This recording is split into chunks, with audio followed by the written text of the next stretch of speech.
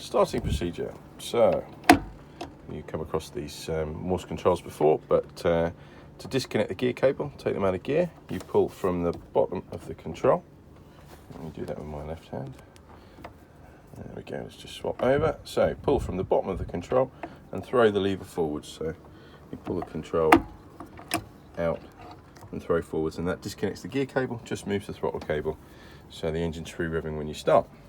So key in the ignition, and you have warning lights on the left hand side here.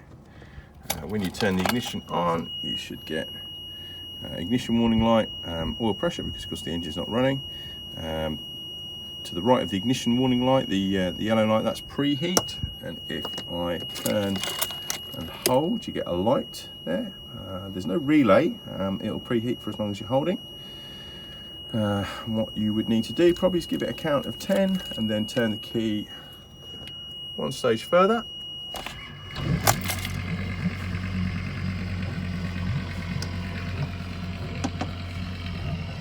And then just back the throttle off.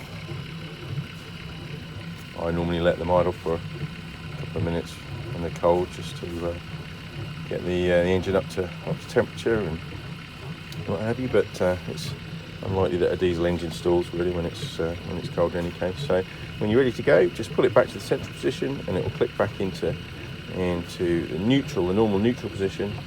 I'll just do that now. There we go. Now the next movement puts you in gear. Forward and reverse. So just run through that again. To take it out of gear, pull the whole mechanism out, so there's a gap, and then throw the lever forwards, and that allows you to rev the engine freely.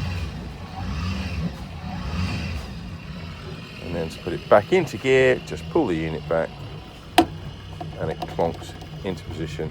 The next movement puts you into gear. Bow and stern thruster activation.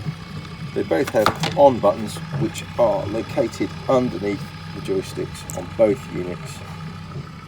Although the process does vary between the two, it's different. So to activate the bow thruster, which is on the top, press the button and move the thruster over to the starboard side, and you'll see the lights are on, port and starboard lights are on, and the bow thruster is live.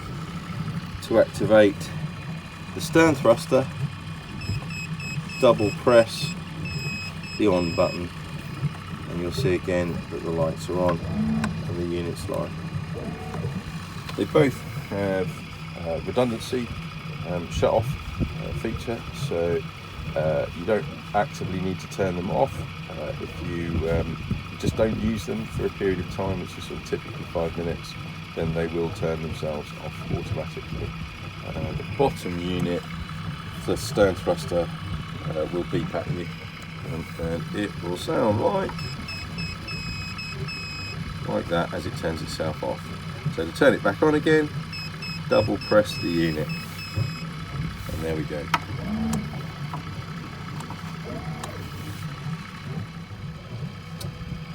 So dashboard controls, relatively easy to deal with. The bilge pump switch on the far left hand side, that should be left in the auto position, although you can toggle it to manually override the float switch and run the pump manually.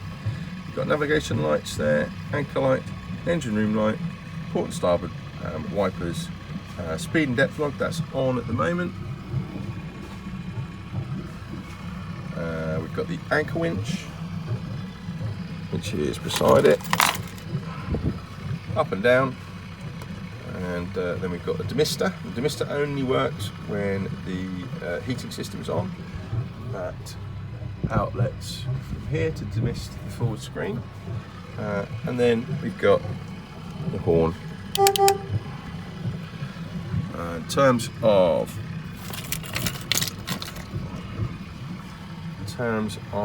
dashboard gauges, you have a volt gauge on the far left hand side there, oil pressure gauge moving it into the right, engine temperature gauge, I would expect it to run at roughly 80 degrees, fuel gauge, you've got a quarter of a tank, not loads but you've got enough, and then your tacho rev counter in the middle, and just underneath that you have a helm position indicator. So that will indicate the rudder position when the wheel is turned port to starboard. To turn the ignition off, just turn the key back into the off position. And there we go. Hope you have a lot of fun. So this is your handover pack and boat manuals. These are your title documents. So in here you have a little letter from us wishing you well. You have a copy of the invoice just showing your balance paid for the boat, and then for the survey lift and for the transport lift. And then we have your bill of sale. So this is the title document for the boat. This transfers the ownership from Rod Lear to you. That's all signed and witnessed correctly. This is Rod Lear's bill of sale, and it goes back the chain of ownership to the point where the boat was new. The original owner was David Whiteman. Transferring to us, we were the original sales agents. So these are copies, well, they are the original invoices actually, stage payment invoices, but the significance of these is that they prove that VAT was paid on the boat when she was new.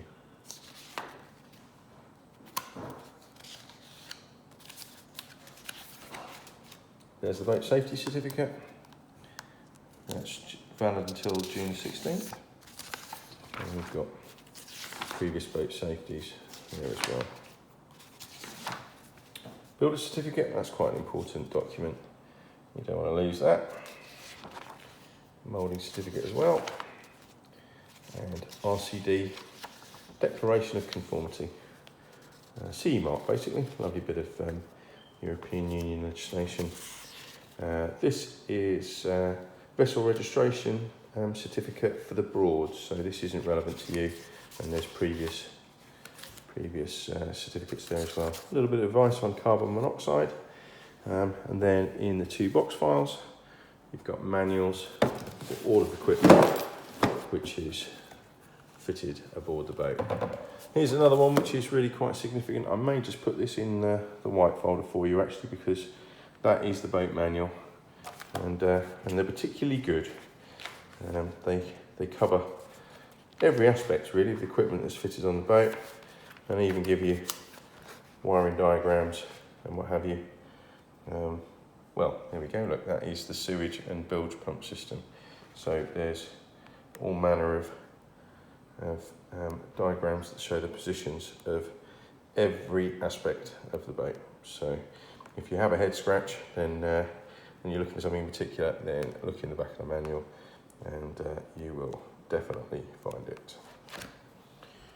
Okay, Bob, well, I hope you have a lot of fun with the boat, and if you get stuck, I'm on the end of the phone. Speak soon. Bye for now.